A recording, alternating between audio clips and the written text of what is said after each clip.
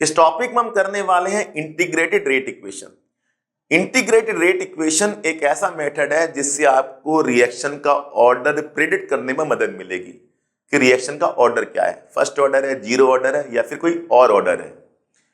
Integrated rate equation से आप rate constant easily calculate कर सकते हैं और साथ ही साथ रिएक्टेंट कितना कंज्यूम हो गया, प्रोडक्ट कितना फॉर्म हो गया, ये भी आप इंटीग्रेटेड रेट इक्वेशन से जान जाएंगे। हमने करना क्या है, हमने सबसे पहले रेट लॉ को डिफरेंशियल फॉर्म में लिखना है, फिर उसके बाद उसका इंटीग्रेशन कर देना है, तो आपके सामने आ जाएगी इंटीग्रेटेड रेट इक्वेशन। तो दो ही ऑर्डर का इंटीग्रेटेड रेट इक्वेशन आपके कोर्स में है, फर्स्ट ऑर्डर का, जीरो ऑर्डर का। तो स्टार्ट करते हैं फर्स्ट ऑर्डर के लिए। Integrated rate equation for first order, ये देखिए, ये आपका रिएक्टेंट है, ये आपका प्रोडक्ट है। A for reactant, B for product. यहां पर हम लिख देंगे रेट लॉ। रेट लॉ क्या होगा, के ए की पावर 1। सब जानते हैं रेट लॉ में रिएक्टेंट रहता है और रिएक्टेंट हमारा एक ही है, ए। पावर 1 का मतलब ऑर्डर 1। अब हमने रेट को डिफरेंशियल फॉर्म में लिख दिया। कैसे लिख दिया, change in concentration of A over change in time. Rate law में ए है तो change in concentration of A over change in time. Reactant क्योंकि डिक्रीज होता है समय के साथ, टाइम के साथ, तो माइनस लगा दिया। अगर होता प्रोडक्ट तो प्लस लगा देते। ये सब बातें आपको पता है। बस अब ए को कर दिया नीचे, dt को कर दिया ऊपर, d अपॉन ए के dt। बोथ साइड इंटीग्रेशन का साइन लगा दिया। अब इंटीग्रेशन करेंगे d अपॉन ए का और यहां dt का।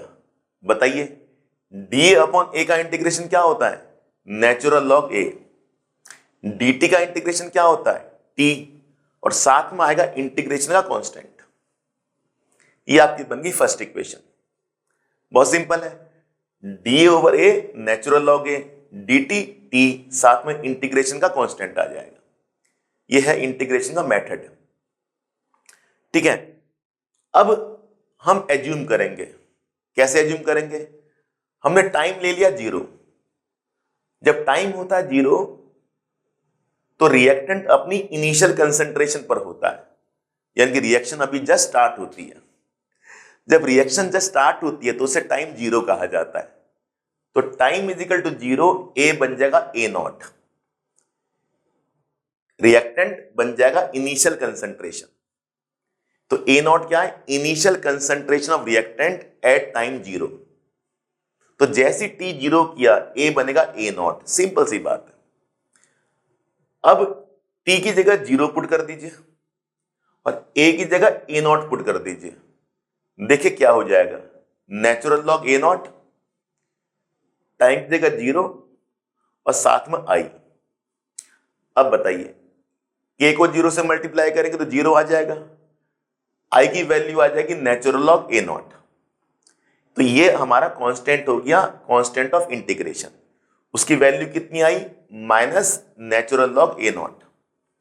अब इस आई की वैल्यू को हम यहां पुट कर देंगे। देखिए, ठीक है, आई की वैल्यू क्या है, नेचुरल लॉग ए नॉट, वो यहां पुट हो जाएगी। तो नेचुरल लॉग ए के टी, आई की value minus natural log A not. कुछ नहीं किया, आई की वैल्यू को यहां पुट कर दिया, I natural log A naught, साथ में माइनस। अब सिंपल मैथमेटिक्स है।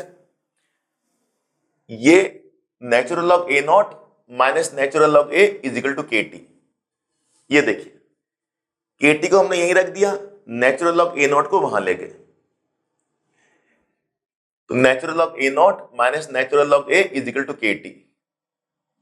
अब के टी यहां पर है, natural log X minus natural log Y, natural log X upon Y. Log की आइडेंटिटी लगा दी। तो जब दो लॉग के बीच में माइनस होता है तो एक्स अपॉन वाई आ जाता है। सिंपल सी बात, log A minus log B is equal to log A upon B. ये फॉर्मूला होता है लॉग का, लॉग की आइडेंटिटी। तो natural log A naught minus natural log A, natural log A naught upon A. ठीक है, अब के अपनी जगह पर कायम है, टी को लेके नीचे, तो K is equal to 1/t natural log A naught upon A. अब हमने इस नेचुरल लॉग को एलओजी में चेंज करना है। ये याद रहे, जो आइडेंटिटी लॉग में लगेगी वही आइडेंटिटी नेचुरल लॉग में भी लगेगी। तो ये मत समझना कि ये लॉग की आइडेंटिटी है तो नेचुरल लॉग में नहीं लगेगी। Natural log A minus natural log B is equal to natural log A upon B, एक ही बात है। ठीक है, चलिए अब नेचुरल लॉग को लॉग में चेंज करना है ताकि आप लॉग टेबल की हेल्प ले सको। ये हमेशा याद रखना, यहां से आप लॉग टेबल की मदद नहीं ले सकते। लॉग टेबल की मदद लेने के लिए आपको नेचुरल लॉग को लॉग में चेंज करना पड़ता है। और नेचुरल लॉग लॉग में कैसे चेंज होता है? 2.303 से मल्टीप्लाई करके। तो जैसे हम 2.303 से मल्टीप्लाई करेंगे तो नेचुरल लॉग लॉग में चेंज हो जाएगा। बस 2.303 upon T log A naught upon A. दोनों के बीच में जो फर्क है वो किसका? 2.303 का फर्क है। तो जैसे ही आपने 2.303 से मल्टीप्लाई किया, नेचुरल लॉग लॉग में चेंज हो जाएगा। ये बन गया बच्चों आपका integrated rate law for first order. ये रेट कांस्टेंट है, ये टाइम है, ये इनिशियल कंसंट्रेशन ऑफ रिएक्टेंट है, ये फाइनल कंसंट्रेशन ऑफ रिएक्टेंट है। इसके बाद हम बात करेंगे हाफ लाइफ पीरियड की।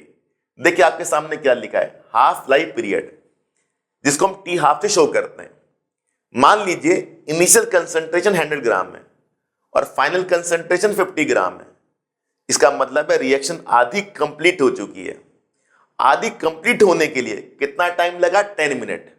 इसी 10 मिनट को हम हाफ लाइफ पीरियड कहेंगे।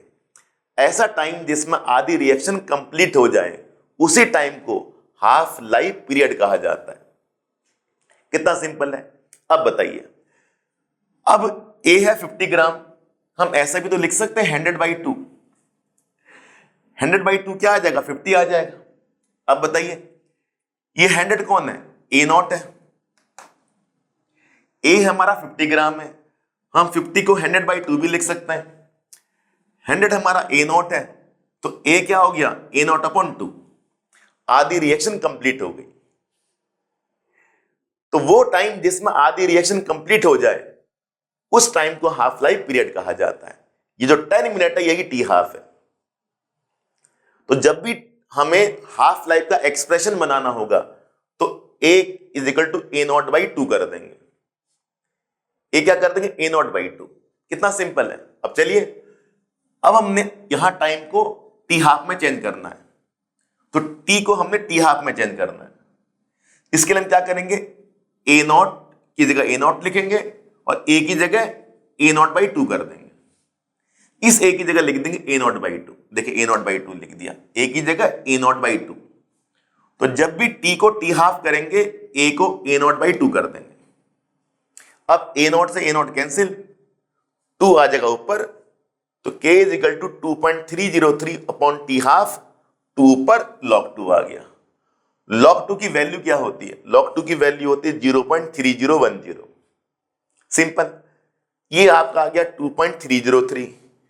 टी हाफ आपका नीचे है, k आपका यहां पर है। ये दोनों मल्टीप्लाई हुए क्या आएंगे? 0.693। तो टी हाफ लेके ऊपर, के लेके नीचे, तो ये एक्सप्रेशन आ गई T half is equal to 0.693 upon K. तो फर्स्ट ऑर्डर के लिए हाफ लाइफ टाइम का एक्सप्रेशन आपका होता है 0.693 अपॉन के। ये आपका इंटीग्रेटेड रेट इक्वेशन आ गया, ये आपका हाफ लाइफ पीरियड की इक्वेशन आ गई। मोस्ट इंपॉर्टेंट इक्वेशन है। आप इस इक्वेशन को ऐसे भी लिख सकते हैं, इनिशियल कंसंट्रेशन ए ले लिया, फाइनल कंसंट्रेशन ए माइनस एक्स हो गया। इनिशियल कंसंट्रेशन में से कुछ डिकम्पोज हो जाता है, तब जाके आती है फाइनल कंसंट्रेशन। तो सिंपल सी बात है। अब जाके हम करेंगे integrated rate equation for zero order. Simple सा है, ए एरो बी, ये हमने लिख दिया rate law. R is equal to K A की पावर 0। रेट लॉ में केवल रिएक्टेंट होता है और रिएक्टेंट हमारे पास ए है, उसकी पावर 0 कर देंगे तो रेट लॉ हो जाएगा जीरो ऑर्डर के लिए। अब हम इसको डिफरेंशियल फॉर्म में लिख देंगे, minus D upon D T, के ए की पावर 0, किसी की भी पावर 0 1 होता है, तो minus D upon D T K equal आ जाएगा। ए की पावर 0 1 के इक्वल आ जाएगा, तो minus D upon D T K equal आ जाएगा। अब डी टी को के से मल्टीप्लाई कर देंगे, तो minus D A is equal to K D T. Simple सी बात, बोथ साइड इंटीग्रेशन कर देंगे, माइनस डी का इंटीग्रेशन ए आ जाएगा, रिएक्टेंट डिक्रीज होता तो माइनस साइन लगा दिया, minus D A minus A K equal, D T T K equal, और साथ में इंटीग्रेशन का कांस्टेंट आ गया। बहुत सिंपल हो गया। अब टाइम लेंगे 0, ए हो जाएगा इनिशियल कंसंट्रेशन के इक्वल। जब टाइम 0 होता है तो रिएक्टेंट अपने इनिशियल अमाउंट में होता है, तो टी की वैल्यू यहां पुट कर देंगे, ए की वैल्यू यहां पुट कर देंगे, ए नॉट के इक्वल, ये ए नॉट हो जाएगा और टी हमारा 0 हो जाएगा।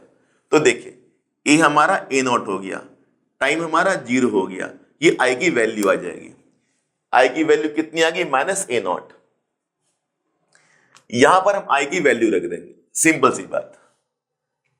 तो माइनस ए के टी, आई की वैल्यू माइनस ए नॉट।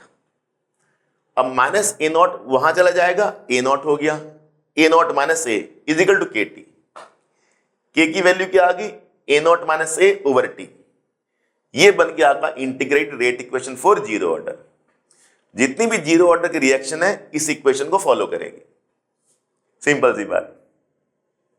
अब निकालेंगे हाफ लाइफ टाइम, तो टी को कर देंगे टी हाफ। जैसे टी को कर देंगे टी हाफ, मैंने बताया था आपको, जब टी को टी हाफ करते हैं ए को ए नॉट बाई 2 कर देते हैं। तो हमने करना क्या है? टी को टी हाफ करना है, तो ए क्या बन जाएगा? A naught upon 2। Simple. T को करेंगे टी हाफ, ए बनेगा ए नॉट बाई 2। एलसीएम लेंगे, माइनस प्लस करेंगे तो के हो जाएगा, के नीचे 2 आ जाएगा 2k, और टी हाफ ए नॉट अपॉन 2k हो जाएगा। कुछ नहीं किया, मैथमेटिक्स किया, सिंपल। एलसीएम लेंगे, 2 ए नॉट माइनस ए नॉट हो जाएगा, 2 टी हाफ हो जाएगा, के इधर आ जाएगा, टी हाफ ऊपर, 2k नीचे। तो हाफ लाइफ टाइम क्या होगा? ए नॉट अपॉन 2k। तो हमारे पास ऊपर क्या आ गई? इंटीग्रेटेड रेट इक्वेशन आ गई, नीचे हाफ लाइफ टाइम की एक्सप्रेशन आ गई फॉर जीरो ऑर्डर के लिए।